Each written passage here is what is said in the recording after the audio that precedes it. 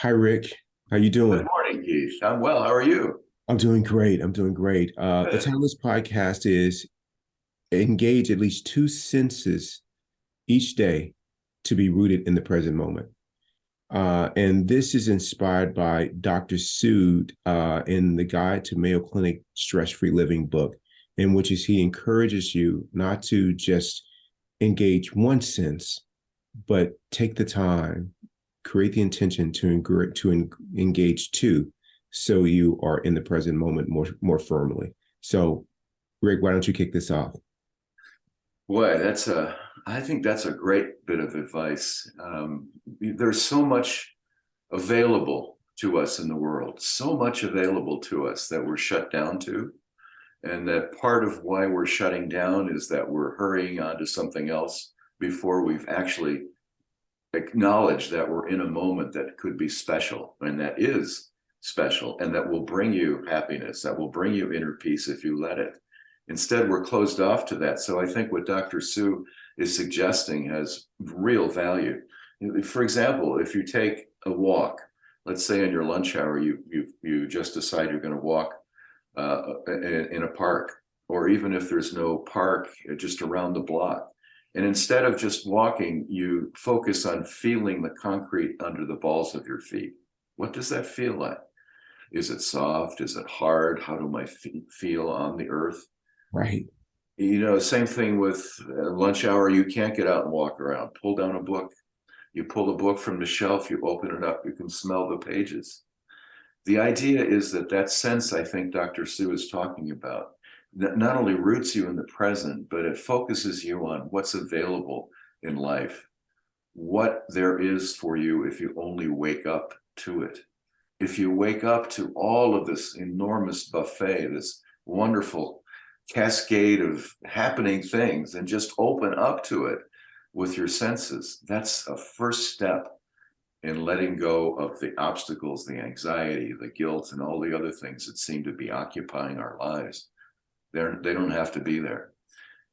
So I think the idea of using two senses, taste or smell or hearing or sight, all of them at once, it enables us to wake up and become aware of where we are. And that waking up is, in my mind, the key to inner peace. Rick, when I read this in the book, I immediately thought of you, and I thought of the example that you've given me over the last 10 plus years. I mean, we became friends in 2007. So, what is that, 16 years now? Yeah. 16 years now that we've been friends, and you have modeled this behavior for me. You selected hikes when I've come up to Sedona that include beautiful landscape, beautiful. So that's one of my senses is sight, but they always have a stream. And you take us through the route to where we can start to hear the water. And then a lot of that area is shaded. And so we can feel the change in temperature on our skin.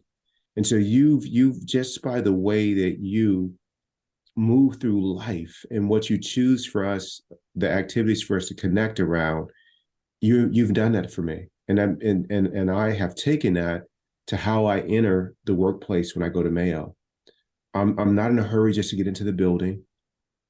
Whether I'm running from one meeting to the next, and when I say running, hurrying slowly from one meeting to the next, I am present because of your example to notice the temperature, you know, on my body, whether it's a warm day, a hot day, or a cold day. I am listening for the rain hitting my umbrella if it's raining out. I'm aware of the smell that's in the air. If there's a lot of construction going on at Mayo, so I'm listening for the sounds of that.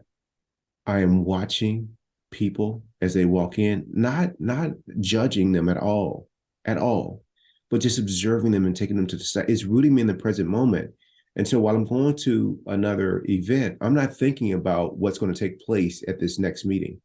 I'm literally in the moment of walking to the event, taking all this in, and you did that for me. So what you did for me out in nature on the hikes in Sedona, is translating to rooting me in the present moment of each one of my days. Additionally, you've given me a lot of gifts over the years, and there have been books to read, but the book that you've chosen, the journals that you've given me to write in, you've chosen them. I mean, they're leather bound. So I smell the leather. I feel it. As you cracked open the pages for me to be able to journal in, the paper that you selected, for me is part of rooting me in that experience. I watched us go on snowboarding trips, and I've seen you lay back at the end of the day after you've made meals for all of us. And the meals that you've made have been all of the senses, the colors that you've chosen for that spread when we walk in before dinner, what we smell when we walk in, the taste of it. And as I said, when you take a moment to lay back and put your feet up, I watch the books that you choose to read, not just for the content, but how they feel in your hands. So I'm observing all this and taking it in. And you didn't tell me one time explicitly that's what you were doing, that you were using all the senses to be rooted in the present moment. But that example was not lost on me. And so I practice that in my life now. So I just want to thank you for showing me how to be rooted in the present moment, which is the only place that life occurs in. And so I just want to thank you so much for that, Rick. I love you. Oh, Keith, I'm so humbled by that. I am so humbled. I'm not sure any of it is deserved, but I'm very humbled by it, and I so appreciate those kind thoughts. Oh, you're welcome, Rick. So thank you for a great podcast, and thank you for just being my guide and my friend and everything along the way. I love you. I love you. We got a lot more to do, man. We got a lot more We fun. do, we do. So have a great one, Rick. I love you. Bye bye. Bye bye.